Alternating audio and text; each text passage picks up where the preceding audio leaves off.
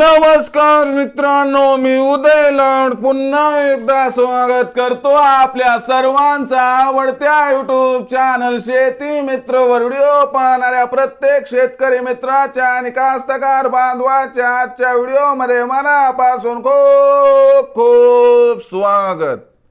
मित्रांनो, thumbnail पाहितलं, title वाचलं, होय मित्रांनो, सामान्य कापूस उत्पादक कास्तकार बांधवांचा सर्वात महत्त्वाचा सवाल की अखेर 7500 च्या भावावर आता देशांतर्गत बाजारामध्ये कापूस विकावा की मग थांबावं।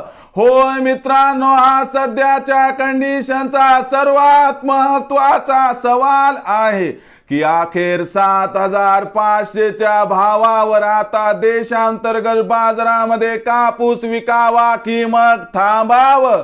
हा सवाल तुमच्या मनातला आहे, हा सवाल माझ्या मनातला आहे। आज भारत वर्षातील सामान्य कापूस उत्पादक कास्तकार बांधव या ठिकाणी विचारत आहे की अखेर देशांतर्गत बाजारामध्ये आता 7500 च्या भावावर कापूस विकावा की मग थांबावं।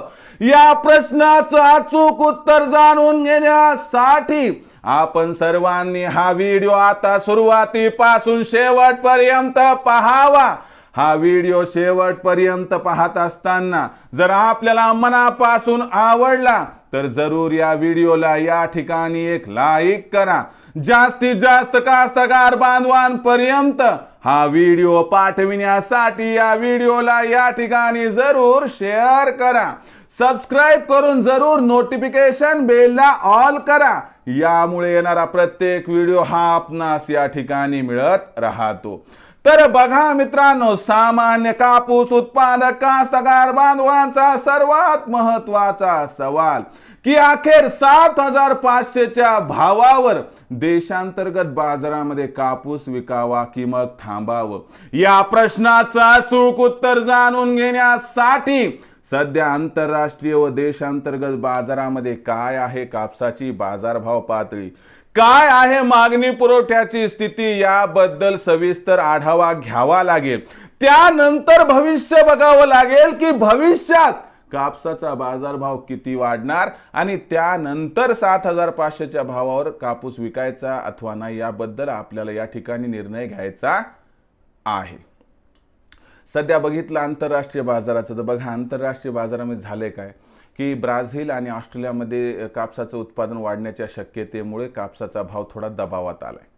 आता हा दबाव आल्यामुळे जागतिक कापूस बाजारभाव दबावात येत आहे आणि जागतिक कापूस बाजारभाव या ठिकाणी कमी झाला, याचा अर्थ भारताची सुद्धा निर्यात कमी होण्याची शक्यता आहे आणि यामुळे कुठेतरी आपल्याला एप्रिल महिन्यात कापसाच्या बाजारभावात प्रचंड तेजी येण्याची जी शक्यता होती ती सध्या तरी आपल्याला येत्या 15 ते 20 दिवसात कमी होताना दिसत आहे। विक्रीचा विचार करत असाल तर सध्या बाजारभाव पातळी 7200 ते 7700 च्या दरम्यान आहे। आता तुम्हाला एक सल्ला देतो की भविष्यात कापसाचा बाजारभाव प्रचंड वाढेल याची शक्यता नाहीये। हां, 8000 पार जाऊ शकतो, त्याबद्दल दुमत नाहीये, पण तो भाव जाण्यासाठी निवडणुका संपण्याची सुद्धा वाट बघावी लागू शकते। मग अशा परिस्थितीत सध्या 7500 चा भाव मिळतोय, 7600 चा, कुठं 7700 चा भाव मिळतो। 7500 च्या वर जर भाव मिळत असेल तर इथं 50% कापूस विक्री करायला काही हरकत नाही आणि त्याच्यानंतर आपल्या आर्थिक गरजेनुसार 200-300 च्या तेजीचे टप्पे ठरवून घेतले आणि टप्प्याटप्प्याने कापसाची विक्री केली तर आपल्या या ठिकाणी होणार 100% फायदा। पण 7500 किंवा त्याच्यावर कापूस मिळाला तर तिथं विक्री 100% करा मित्रांनो, कारण खूप प्रचंड तेजी कापसाच्या भावात येईल याची शक्यता इथं दिसत नाही। मग भविष्यात आता देशांतर्गत बाजारामध्ये काय राहणार कापसाचा बाजारभाव याबद्दल अधिक माहिती प्राप्त करण्यासाठी पाहत रहा आवडतं YouTube चॅनल शेती मित्र।